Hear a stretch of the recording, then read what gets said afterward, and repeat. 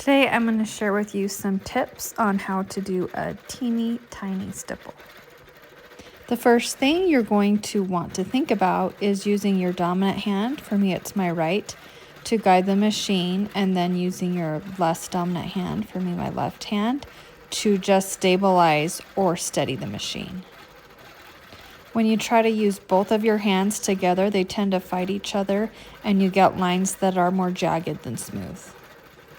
As you're creating your serpentine lines or bumpy lines for your stipple, you're going to want to avoid those lines touching at any point, and you're going to want to avoid any sharp peaks or corners. One thing to look at before you even start quilting is where your thread path is going to start and end.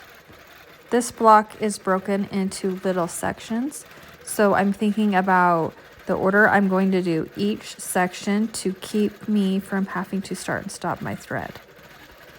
And then within each section, I'm going to think about my thread paths to get from one end to the other.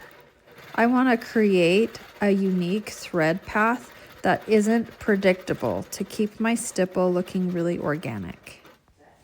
I'm going to avoid my thread path being repetitively vertical or horizontal or following the same diagonal over and over. I'm going to want to curl in and out of the shape in an unpredictable way. Another way I'm going to keep my stippling looking really organic is to vary the size of the serpentine curves just slightly. I'm also going to avoid any repetition in my curves and serpentine lines.